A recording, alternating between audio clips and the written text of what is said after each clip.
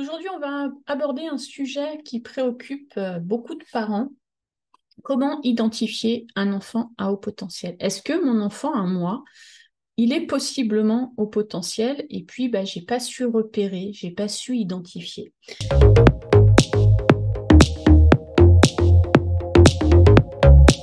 C'est une question complexe, mais ne vous inquiétez pas, on va tout décomposer ensemble. Avant de plonger dans le vif du sujet, je tiens à vous préciser que le haut potentiel, c'est un domaine très nuancé. Il n'y a pas une taille unique pour identifier le haut potentiel, ok? C'est pas des cases à cocher, c'est toute une manière d'être au monde, d'être un enfant à haut potentiel, d'accord? Je vous emmène avec moi. Imaginez Sarah, une maman qui a remarqué que son fils de 7 ans, on va l'appeler Max, est différent des autres enfants. Il pose des questions complexes, il est très curieux, il semble très sensible, il s'ennuie à l'école. Sarah, elle se demande si Max, il pourrait éventuellement être un enfant à haut potentiel. Peut-être que comme Sarah, vous vous posez cette question, peut-être que vous êtes arrivé sur cette vidéo parce que vous vous posez cette question. Moi, j'ai envie de vous proposer que plutôt que d'essayer de cocher des cases, je vous invite plutôt à vous poser différentes questions. On va se les poser ensemble et je pense que c'est en répondant à ces différentes questions que vous allez pouvoir savoir si c'est pertinent pour votre enfant de pousser les recherches plus loin ou si c'est pas pertinent. OK? Donc, on va se poser ces questions-là ensemble. Première question, on va déjà regarder au niveau des comportements de votre enfant. Est-ce que votre enfant il est particulièrement curieux? Pas curieux comme un enfant de son âge, particulièrement curieux. Est-ce que il vous pose 1000 questions par jour? Mais pas des questions classiques des enfants de son âge, des questions plus poussées, des questions même sur des thèmes qu'on n'aurait pas imaginé à un enfant de cet âge-là. Est-ce que vous le trouvez particulièrement sensible? Est-ce que votre enfant, il pourrait, par exemple, rentrer bouleversé de quelque chose qui est arrivé à un de ses copains à l'école? Est-ce qu'il pourrait en pleurer lui-même, comme si ça lui était arrivé à lui-même? Est-ce que ça arrive, ça, à votre enfant? Ensuite, ça, c'est sur les comportements, les questions à vous poser sur les comportements. Ensuite, on va se parler du regard des autres parce qu'on a, nous, nos regards comme parents, ok, où on se dit, tiens, je sens quelque chose d'un peu différent, mais je suis maman. Alors peut-être que ma petite voix à l'intérieur, elle me dit, ouais, mais t'en fais des caisses. En fait, tous les parents trouvent leurs enfants extraordinaires ou différents, etc., etc. Donc, regardons du côté du regard des autres. Est-ce que d'autres personnes que vous trouvent que votre enfant, il a des comportements qui sont un peu différents, qu'il a un fonctionnement un peu atypique? Est-ce que l'école vous a parlé de ça? Est-ce que les grands-parents vous ont dit, tu sais, le petit Lucas, là, moi, j'en suis à mes 8 petits-enfants, c'est le seul qui a ce fonctionnement-là. Est-ce que dans le regard des autres, votre enfant est un enfant atypique? Ou est-ce que c'est juste dans le vôtre de regard qu'il est atypique? Autre question à vous poser aussi, est-ce que votre enfant il est bien dans ses baskets? Est-ce que il vit des mouvements émotionnels comme les enfants de son âge, il a les contrariétés des enfants de son âge, et puis les joies, les bonheurs et les plaisirs des enfants ou des ados de son âge, ou est-ce qu'il est plutôt stressé, il est plutôt anxieux, il se pose des questions existentielles? Oui, non? De quel côté est-ce qu'il est, votre enfant, à votre avis? Autre question à vous poser, une question très intéressante. Est-ce qu'il y a d'autres hauts potentiels dans votre famille? Pourquoi est-ce que je vous pose cette question-là? Je vais quand même vous donner quelques pistes.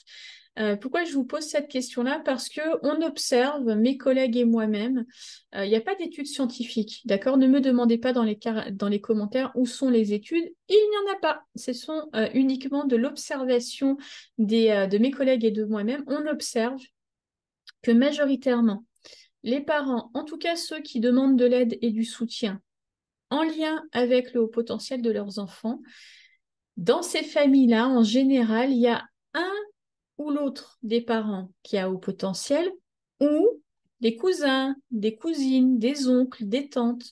Donc, est-ce que dans votre famille, il y a d'autres personnes au potentiel qui ont été identifiées? C'est une question intéressante à vous poser. J'ai envie de vous dire que en répondant à toutes ces questions, et puis si majoritairement vous avez répondu oui à toutes ces questions, vous pouvez probablement envisager un haut potentiel chez votre enfant. Ça veut dire quoi? À vous de voir. Je vous rappelle, comme parent, vous gardez votre libre arbitre. C'est tellement important. À vous de voir si ça vous paraît pertinent d'aller faire passer des tests à votre enfant ou si c'est pas utile. Je vais bientôt vous faire une vidéo sur les tests de QI et l'identification du haut potentiel, mais ce que j'aimerais vous dire ici, c'est que on a balayé là dans cette vidéo un ensemble de caractéristiques qui peuvent vous mettre la puce à l'oreille sur les comportements, la sensibilité et puis le regard que d'autres personnes ont sur votre enfant. Est-ce qu'il est atypique ou pas cet enfant-là? Maintenant, si vous vous dites, bah oui, je le reconnais dans tout, et puis Séverine, en plus, j'ai déjà regardé d'autres de tes vidéos ou je te suis sur un autre réseau et je me reconnais bien dans tout ce que tu partages. Est-ce que ça veut dire systématiquement qu'il faut aller faire passer un test à votre enfant? Non, pas systématiquement. Le test de QI, en vrai, il est intéressant en France que pour l'école. Il est intéressant que si vous avez besoin de demander des aménagements dans le cadre scolaire. Sinon, ça a assez peu d'intérêt d'avoir le chiffre du test de QI de votre enfant dans les mains, d'accord? Vous rassurez sur un haut potentiel ou pas, peut-être que ça peut être un objectif aussi pour vous, mais en tout cas, c'est pas une obligation, c'est pas le passage obligatoire, le test de QI. Et puis, si vous voulez aller plus loin dans les investigations, parce que vous en ressentez le besoin pour vous ou pour votre enfant, veillez et assurez-vous que le test de QI va être assorti d'une étude de la personnalité complète de votre enfant. N'acceptez pas d'un professionnel qu'il ne fasse qu'un test de QI. Le test de QI, je vous l'ai déjà dit et je vous le répéterai, c'est un indicateur, mais ce n'est qu'un indicateur. Si vous voulez avoir réellement une idée de comment s'exprime le haut potentiel pour votre enfant, alors il faut qu'il y ait associé avec ce test de QI d'autres tests de personnalité, d'études de la personnalité de votre enfant. OK? Il y a certains enfants à haut potentiel qui vont bien et donc vous n'avez pas forcément besoin de mettre une étiquette sur votre enfant. Et puis il y a des parents aussi d'enfants à haut potentiel qui vont bien et qui ne ressentent pas le besoin de mettre une étiquette sur leurs enfants. Mais de mon expérience, j'ai quand même envie de vous partager ça. De mon expérience dans les accompagnements que je propose, dans tous les programmes de formation que je propose, ce que j'observe, c'est que tous les parents qui sont arrivés en me disant ouais, mais moi, Séverine, mon fils, il a pas passé les tests. Est-ce que je peux quand même venir à ton programme? Est-ce que je peux quand même venir à tes accompagnements?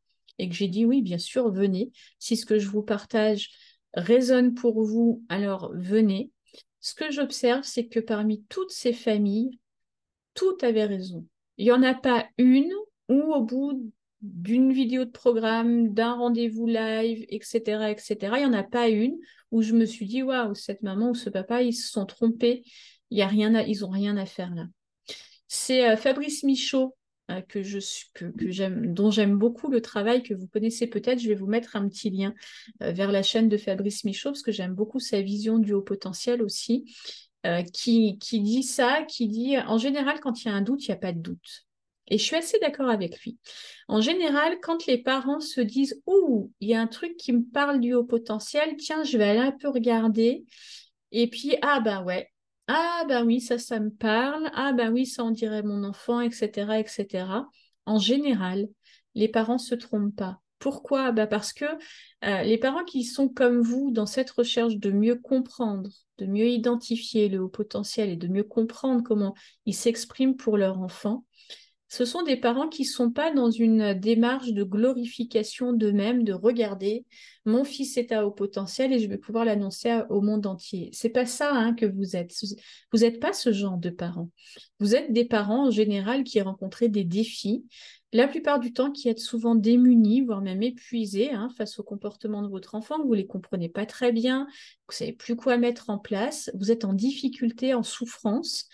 Et pouvoir regarder vos difficultés, vos défis ou ceux de vos enfants d'ailleurs par le prisme du haut potentiel, ben, c'est une piste pour vous pour trouver du mieux, pour aller mieux, vous, vos enfants, pour vous épanouir davantage dans votre parentalité, pour aider vos enfants à être plus épanouis. Donc, on ne va pas aller chercher à mettre une étiquette au potentiel à un enfant juste pour la gloire de dire qu'il est à haut potentiel. Vous et moi qui êtes là en train de regarder cette vidéo, on le sait tous que c'est pas mal de galères, que c'est pas mal de défis. Alors, je vous le dis, ça peut être une magnifique aventure et en ce qui me concerne, accompagner mon fils à haut potentiel, c'est la plus belle aventure de ma vie. Et j'œuvre, je l'espère, à faire en sorte que ce soit la plus belle aventure de la vie des parents qui me suivent. Mais au départ, c'est pas si simple, quoi. C'est complexe, c'est des défis. Donc, si vous avez un doute, si vous avez regardé plusieurs vidéos de cette chaîne, si vous me suivez ailleurs, si vous vous dites, ben oui, bien sûr que c'est une des clés, alors peut-être que le test n'est pas indispensable. OK? Dans la prochaine vidéo de cette série, parce que je vous rappelle, épisode 2 de la série pour tout comprendre sur le haut potentiel, prochaine vidéo, épisode 3 qui va sortir très bientôt. Si elle est déjà là, petite fiche là-haut ou à l'écran de fin, je verrai où est-ce que je peux le mettre quand je montrerai cette vidéo. Vous pouvez aller voir directement la vidéo suivante et puis si elle n'est pas encore en ligne, patience, elle va bientôt arriver. Vous savez tous comment faire pour être alerté de la mise en ligne de mes prochaines vidéos. C'est pas la peine que je vous le rappelle. Mais dans la prochaine vidéo, on va se parler des défis émotionnels des enfants à haut potentiel. Je sais que cette vidéo, elle va être un vrai game changer dans votre vie de parent. Ça va vraiment changer votre regard sur votre enfant et puis vous donner des clés encore supplémentaires pour mieux les accompagner, pour vous être plus épanoui dans votre parentalité. Dites-moi dans les commentaires si ce que vous aimeriez que je vous partage dans cette troisième vidéo, les défis émotionnels des enfants au potentiel. C'est quoi vos questions sur ce thème-là? Et puis, si vous avez des questions sur celle-là de vidéo, n'hésitez pas non plus à me laisser un petit commentaire. Je vous le répète, je lis tous vos commentaires et je réponds à tous vos commentaires. J'espère en tout cas que cette vidéo vous a donné quelques pistes pour mieux identifier les enfants à haut potentiel, votre enfant à haut potentiel peut-être. Je me réjouis de vous retrouver dans le troisième épisode de cette série, cette première série de cette chaîne pour mieux comprendre le haut potentiel de votre enfant. Je vous embrasse et puis d'ici là, prenez soin de vous et puis prenez soin de votre enfant. Bye bye!